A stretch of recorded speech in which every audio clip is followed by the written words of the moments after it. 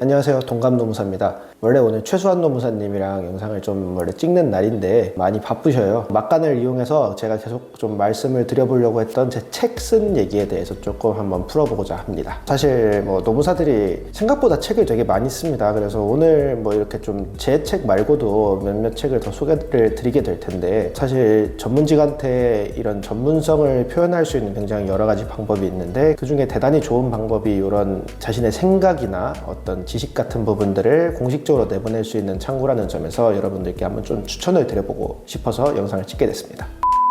저는 일단 총 2권의 책을 지금 저술을 한 상태입니다. 이렇게 지금 2개 이렇게 있습니다.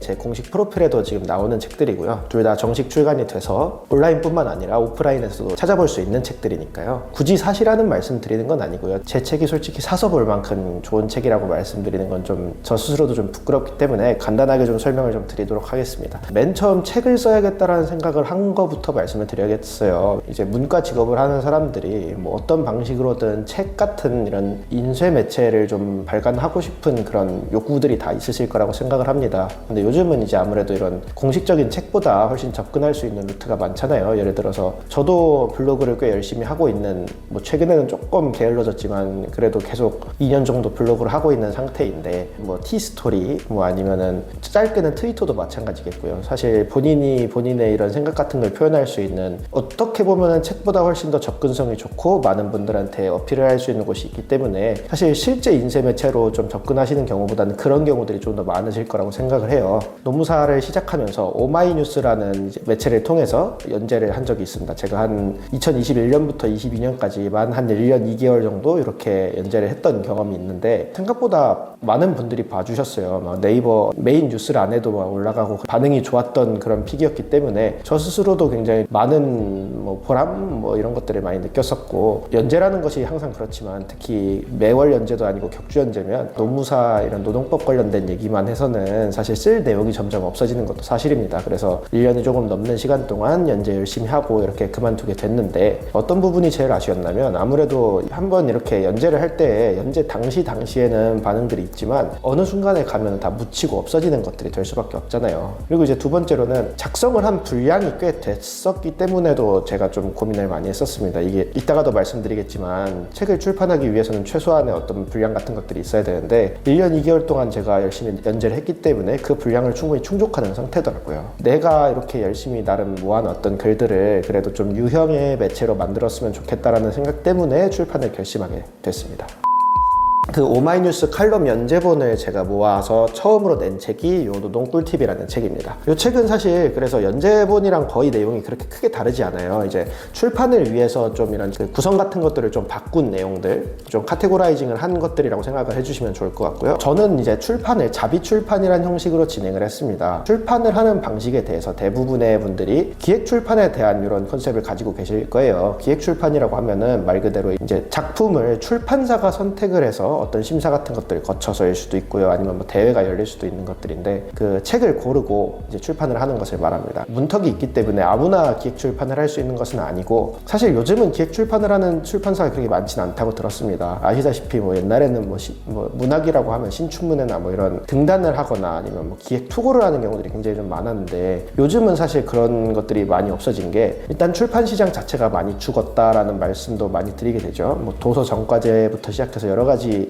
인터넷 매체의 발달 때문에 출판 시장 자체가 예전같지 않은 상황이기 때문에 기획 출판만 해서는 출판사가 먹고 살 수 없는 환경이 전 됐다고 생각을 합니다. 자비 출판은 말 그대로 제 돈을 들여서 출판을 하는 걸 말합니다. 자비 출판을 전문으로 진행하고 있는 출판사에 내가 이런 책을 내고 싶다, 그 책의 컨셉만 가져오는 게 아니라 실제 이제 책을 써서 와야겠죠. 충분한 분량을 가지고 와서 이런 책을 쓰고 싶습니다라고 하면은 최초 출판 비용의 상당 부분을 출판을 하고자 하는 작가 본인이 이제 내게 되는 시스템이라고 생각하시면 될 것 같습니다. 저는 분량은 강제적으로 모인 상태잖아요. 책을 출판하기 위해서 최소한도로 필요한 그 분량을 글자 수로 표현을 하면은, 여러분들 한글 파일이나 이런 데서 글자 수 보기 있잖아요. 거기서 기준으로 하면은 한 12만 5천 자 정도가 대략적으로 페이지 수로 봤을 때 요 기준 책이 되는 책에 한 200페이지가 조금 넘어가게 됩니다. 이제 그 내용만 200페이지이기 때문에 예를 들어 목차 같은 것들, 그 다음에 디자인적인 요소들을 다 하고 나면은 200페이지가 실제로는 좀 넘어가게 돼요. 이제 부수도 제가 정하게 됩니다. 저는 노동 꿀팁 같은 경우에는 아까 말씀드렸던 것처럼 뭐 사실 이걸 뭐 어디 팔 생각으로 만들었던 건 아니기 때문에 최소 부수가 그때 300권이었거든요. 그래서 딱 300권만 찍었습니다. 뽑아봐야 뭐 제가 뭐 집에 어디 모셔놓을 게 아니기 때문에 원고를 보낸 다음에 한 2, 3개월 정도의 시간이 필요합니다. 적어도. 왜냐면 이제 표지 디자인부터 뭐 교열도 봐야 되고, 그 다음에 이제 뭐 문단 배치를 어떻게 할 것인지, 뭐 추가적인 수정사항이 있어야 되는 것들, 이런 것들을 봐야 되기 때문에 최종 확정을 하는 시간까지 대략적으로 한 2개월에서 3개월 정도 걸린다라고 생각을 해주시면 될 것 같습니다. 제가 이 책 처음 나왔을 때 참 기분이 좋았어요. 자비출판은 이제 온 오프라인 다 들어가고, 실제로도 이제 교보문고, 뭐 영풍문고 같은 오프라인 매장에도 다 들어가거든요. 요거 나오는 날에 저 바로 이제 집 근처에, 그 당시에 이제 목동 살 때인데, 그 목동 현대백화점 아래에 있는 이제 서점에 가서 제 책이 깔려 있는 거 보니까 굉장히 기분이 좋더라고요. 생각했던 것보다도 이 책이 또 팔립니다. 저는 제 책을 과연 누가 사냐라는 생각을 했는데,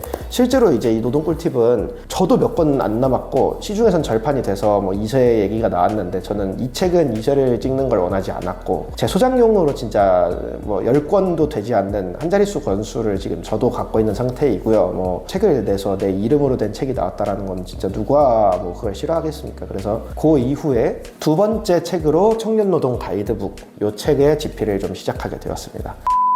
청년노동 가이드북 집필은 이제 노동 꿀팁과는 다르게 이건 책을 쓰기 위한 책으로 저는 만들었어요. 왜냐면 아까 말씀드렸다시피 첫 책은 제가 연재를 하던 거를 억지로 어떻게 보면은 인쇄 매체로 만든 거다 보니까 구성이나 이런 게 사실 썩 마음에 들진 않더라고요. 여러 가지 주제를 억지로 좀 묶어놓은 그런 느낌이 들었어요. 그래서 이제 새로운 책을 좀 내야겠다라고 생각을 했고, 첫 번째 책은 제가 이제 노동법 관련 칼럼을 연재를 하다 보니까 진짜 좀 실무상 팁 같은 걸 모아놔서 제가 이름도 노동 꿀팁으로 지었던 건데, 두 번째 책을 낼 때는 제가 그래도 흔히 말하는 좀 야마라는 게 좀 있어야 된다는 생각을 했습니다. 제가 그 당시에 이제 지금도 청년 정책 관련 얘기를 굉장히 많이 하고 있고 활동을 하는 상태이기 때문에, 그럼 일하는 청년에 대한 이런 얘기를 좀 해봤으면 좋겠다. 입직, 재직, 퇴직이라고 하죠. 저희 입사를 하게 되는 과정, 그리고 재직 중에 일어나는 일들, 퇴직을 앞두거나 퇴직 이후에 일어나는 일들, 이렇게 세 가지를 제가 좀 고민을 하면서 청년노동 가이드북이라는 과제를 이미 좀 잡아놓고 있는 상태였어요. 근데 이제 문제는 그 구상을 했을 때가 23년도 3월 정도였습니다. 제가 딱 개업을 하면서 정도, 개업하기 직전부터 대략적인 이런 내용들은 만들어 놓고 있었는데, 여러분들 개업을 하게 되면은 당장 제가 뭐 시간 자체야 많지만 신경 쓸 때가 워낙 많습니다. 그래서 제 혼자서 쓰기는 좀 어렵다라는 생각이 먼저 들었어요. 왜냐면 출판계에서 뭐 6, 7월 정도에 내는 것을 가장 목표로 잡는 이유가, 사람들이 이제 좀 그나마 좀 여유가 있는 그 여름 휴가 즈음 해서 나올 수 있는 책들에 대한 선호도가 좀 높습니다. 저도 그때를 맞춰서 하려고 하니까 3월 달에 그걸 하려니 이제 시간이 안 나오는 거예요. 도저히 조금 늦춰가지고 한 7, 8월에 낸다라고 해도 도저히 안 나올 것 같아서 누군가 같이 썼으면 좋겠다라는 그런 생각을 하게 됐고, 두 번째로는 제일 기반에서는 노동 꿀팁 때 연재했던 거랑 크게 달라지지 않는다라는 생각을 하게 됐어요. 결과적으로는 제가 좋은 노무법인에서 제가 수습할 당시에 같이 수습을 했던 동기 노무사, 이성민 노무사라는 제 동기 형이 있는데, 이 형한테 전화를 했어요. 이 형은 당시에 이제 저와 다르게, 저는 필드에 계속 남아있는 상태였지만 일찍부터 이제 기업에 들어가서 기업 인사팀에서 재직하고 있던 상황이었거든요. 그래서 책을 내가 한 건 더 쓰려고 하는데, 요거는 내 시선뿐만 아니라 기업 내부의 인사팀원으로서의 시선을 더할 수 있었으면 좋겠다라는 말을 했더니 당연히 솔깃하겠죠. 그래서 둘이 좀 머리를 맞대서 분량을 만드는 데는 한 2달, 3달 정도가 걸렸던 것 같습니다. 두 번째 책을 낼 때에는 책만 내는 거로 끝나지 않았으면 좋겠다라는 생각을 했어요. 발간 기념 뭐 나름의 북콘서트, 토크 콘서트 같은 것들을 기획을 했습니다. 그래서 그동안 제가 알고 있었던 노동 분야에 있는 사람들을 좀 섭외를 하다가 지금 청년 노조위원장으로 활동하고 있는 분 한 분과 언론사에 있는 이제 노동 담당하고 있는 이제 청년을 한 분 모셔서 저까지 총 3명이서 토크 콘서트 개념으로 작년 이제 가을쯤에 한번 진행을 했었는데, 그 경험도 굉장히 좀 새로운 경험이었습니다. 책에 있는 내용을 기반으로 해서 키워드를 한 개씩 뽑고 소위 말하는 떠드는 시간이었는데, 지금도 그때 이제 받았던 그런 느낌들을 가지고 여러 가지 생각을 하고, 만약에 이제 또 필요하다면 다음 책을 어떤 식으로 내야 될지에 대한 아이디어를 얻고 있는 상황이라고 생각해 주시면 될 것 같습니다.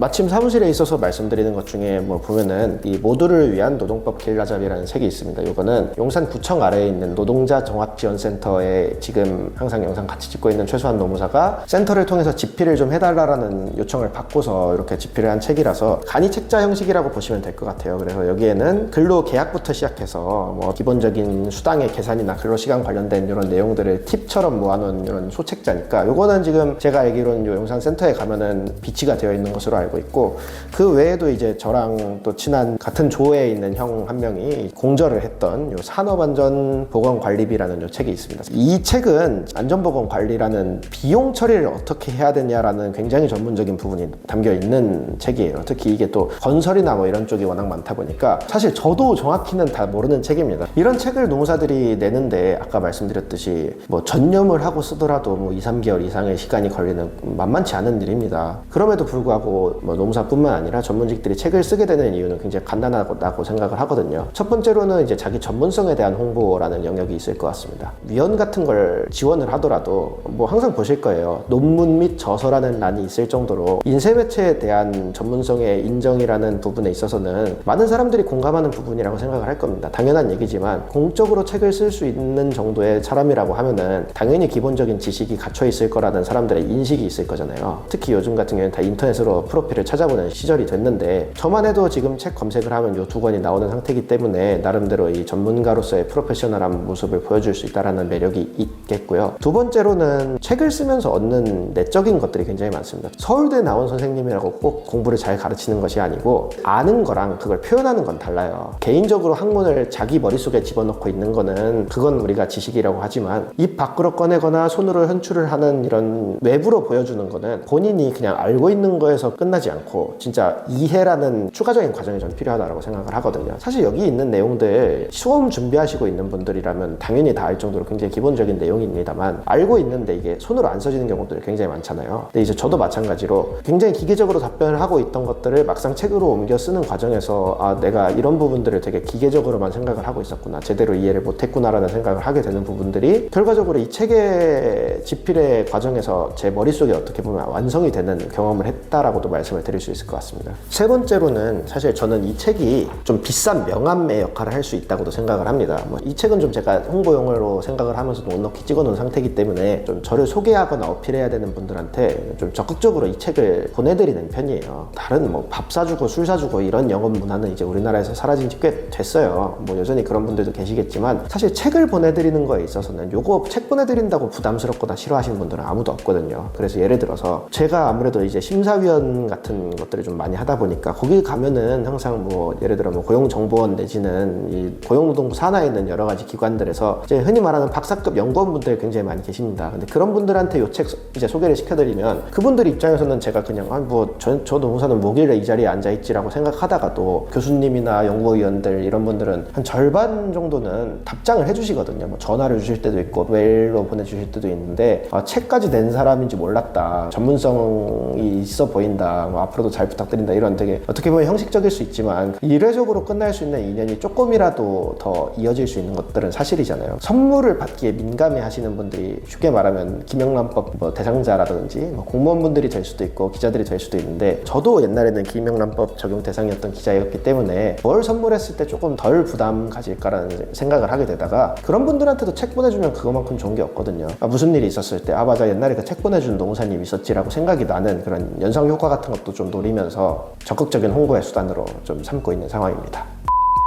뭐 세 번째 책은 사실 올해 나오기는 좀 힘들 것 같아요. 왜냐면 올해 제가 이제 개업 1년이 되면서 올해는 이제 작년처럼 놀면 안 되겠다라는 생각 때문에 일을 굉장히 많이 벌이고 있는데, 버린 게 생각보다 너무 한 번에 다 터져버리면서 제가 사실 이 영상 찍으면서도 틈새 시간을 이용해서 찍어야 될 정도로 지금 업무량이 좀 많이 늘어난 상태라서 그만큼 이런 좀 바쁜 경험을 토대로 다음에 뭐 내년이 될 수도 있고 그 이유가 될 수도 있겠지만 그때 책이 나올 때는 세상에 유익하게 읽힐 수 있는 책이 되지 않을까라는 생각을 하게 돼요. 수험생분들 같은 경우에는 단순히 내가 노무사가 되면 끝이다 라는 생각을 하시지 마시고, 노무사 돼서 자격증 받으면 그때부터 다시 시작이거든요. 1년에 300~400명씩 나오는 노무사 중에서 나는 어떤 노무사다라는 그런 키워드를 잡기에 정말 좋은 그런 방법이라는 거를 꼭 고민을 해주셨으면 좋겠다라는 말씀을 드리게 됩니다. 그러면 오늘 영상은 여기까지 마치겠습니다. 지금까지 동갑노무사 박한울이었습니다.